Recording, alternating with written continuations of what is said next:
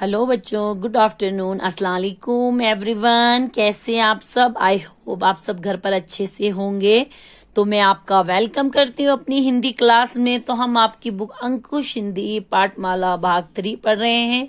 हम क्लास 3 आपकी बुक पढ़ रहे हैं। हम आपका लेसन नंबर 7 पढ़ रहे थे, यातायात के साधन। यातायात किसे कहते हैं बच्चों? आने जाने का जो हमारा जरिया होता है उसको कहते हैं यातायात के साधन।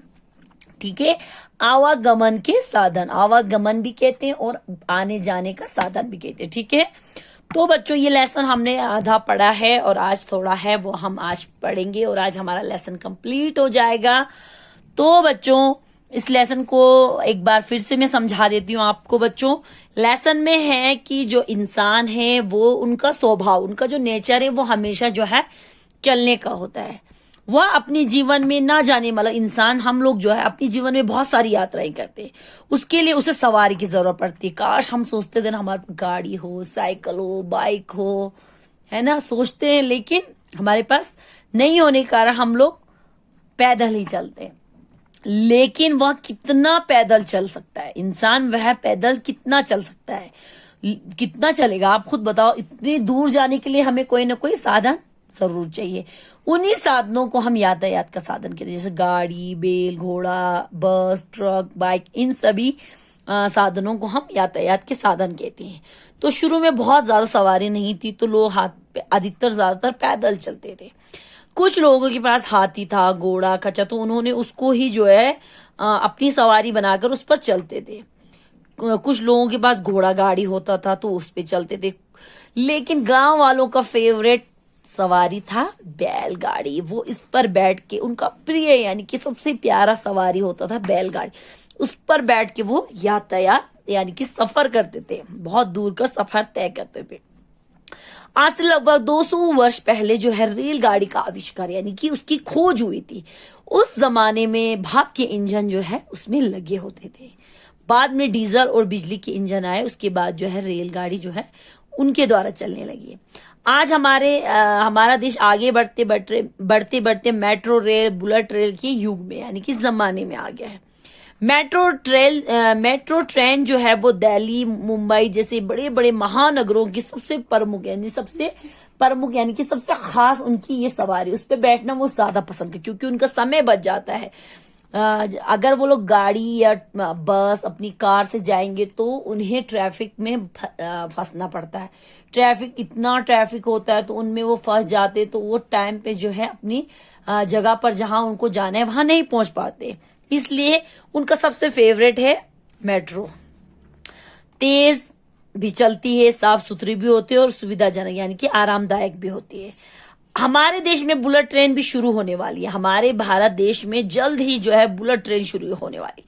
इसकी गति लगभग 300 किलोमीटर प्रति घंटा यानी कि 1 घंटे में वो 300 किलोमीटर का सफर जो है वो तय करती है। बच्चों देख लो, अगर ये हमारे देश में आ गई तो हमारा कितना टाइम बचेगा, कितना समय बचेगा। हमें जो है 6, 7, 8 घंटे का सफर 1 घंटे में करेंगे तो हमारे पास कितना टाइम बचेगा, आप खुद सोचो।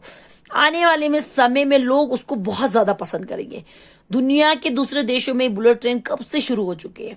अब बच्चों जो बिजली से चलने वाली रेलगाड़ियां, उससे प्रदूषण यानी कि गंदगी बहुत कम होती है, उसकी स्पीड भी बड़ी तेज होती है।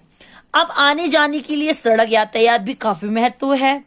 आजकल गांव गांव में पक्की सड़कें बन चुकी है। महानगरों में तो चारों तरफ ऐसे सड़क ही सड़क है जैसे कि सड़कों का जाल बिछाओ, फिर भी रोड पर ट्रैफिक जाम है ना अजूबा, है ना अजीब बात। गांव से छोटे शहरों में से और शहरों से महानगर तक आने जाने के लिए बहुत बड़े लंबे लंबे चौड़े चौड़े जो है महामार्ग यानी कि हाईवेज बनाए गए हैं। उन पर रोज लाखों वाहन गाड़ियां जो है चलती है। बस, ट्रक, कार, मोटरसाइकिल, बाइक, तिपहिए वाली गाड़ियां बहुत सारी।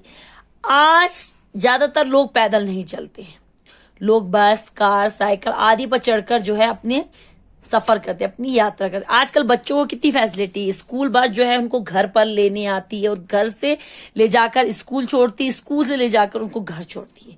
पहले जमाने में बच्चे बड़ी बड़ी दूर दूर पढ़ने के लिए पैदल जाया करते थे। आज करोड़ों गाड़ियां और वाहनों के चलने से बहुत ज्यादा प्रदूषण जो है फैल रहा है। इसलिए आजकल बैटरी और गैस से चलने वाले ई रिक्शा, कार, बस आदि जो है बनाए गए हैं, उसको चलाया जा रहा है।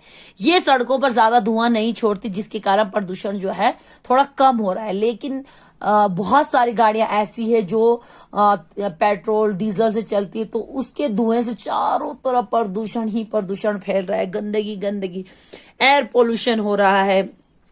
सवारियों की जब कहानी चली है तो बच्चों, हवाई जहाज को कौन भूल सकता है। शुरू में लोग क्या करते थे, पक्षियों को देखकर, यानी कि ऊपर परिंदों को देखकर ही मनुष्यों के मन में ये विचार आता था कि काश वो भी उड़ पाता। लेकिन खूब कोशिश हुई। किसने कोशिश की है जहाज बनाने की? राइट बंधुओं, यानी कि राइट ब्रदर्स जो थे, मतलब उनका नाम था ऑरविल और विलंबर। ये दोनों ने जो है पहला जहाज बनाया था। आज से लगभग 114 साल पहले की बात है बच्चों। 17 दिसंबर शायद 1903 शायद 1903 में जो है इन दोनों ऑरविल और विलंबर दोनों भाइयों ने क्या किया था, उत्तरी कैरोलिना में एक राइट फ्लायर नाम का विमान इन्होंने बनाया था, उसको उड़ाया था। उड़ने में वो सफल हुआ। लगभग 20 फुट वो ऊंचा उड़ा होगा। तो लगभग 120 फीट जो 120 फीट वो ज्यादा से ज्यादा 120 फुट ऊंचा उड़ा होगा। ठीक है बच्चों, यहीं तक हमने रखा था। अब हम यहां से पढ़ेंगे। यहां से अधिक तेजी से उड़ने वाले जेट विमान और रॉकेट बनाए जा चुके हैं। हवाई जहाज से दूर के स्थानों तक बहुत कम समय में पहुंचा जा सकता है। उसके लिए अनेक शहरों में हवाई अड्डे बनाए गए हैं। रॉकेट की सहायता से वैज्ञानिक अंतरिक्ष की यात्रा करते हैं। आपने चंद्रयान, मंगलयान आदि के बारे में सुना होगा। उन्हें भेजने में भी रॉकेट की मदद ली जाए। अब देखो बच्चों, आज बहुत तेजी से उड़ने वाले जो जेट विमान है, रॉकेट है, ये सब कुछ जो है, ये देखिए रॉकेट बनाए जा चुके हैं। हवाई जहाज दूर के स्थानों, यानी कि बहुत दूर अगर हमें यहाँ से 7 समुंदर पार जाना है तो वहां जाने के लिए कम से कम हमें 20-30 मतलब बहुत ज्यादा समय लगेगा। लेकिन जहाज के आने से वहां पर हम बहुत ही कम समय में पहुंच सकते हैं। इसलिए अनेक शहरों में बहुत सारे हवाई अड्डे यानी कि एयरपोर्ट बनाए गए हैं। रॉकेट की मदद से वैज्ञानिक जो है, साइंटिस्ट जो है, वो अंतरिक्ष किसे कहते हैं बच्चों? आकाश में हवा रहित स्थान, यानी कि आकाश में हवा में जो उड़ते उसको कहते हैं अंतरिक्ष। वहां का सफर कर सकते हैं। आपने चंद्रयान, मंगलयान, ये भी एक रॉकेट का नाम है, आदि के बारे में सुना होगा। उनको भेजने के लिए भी रॉकेट की मदद ली जाती है। ठीक है बच्चों, यहीं तक रखेंगे। इंशाल्लाह आगे का हम जो है कल पढ़ेंगे। अल्लाह हाफिज, थैंक यू।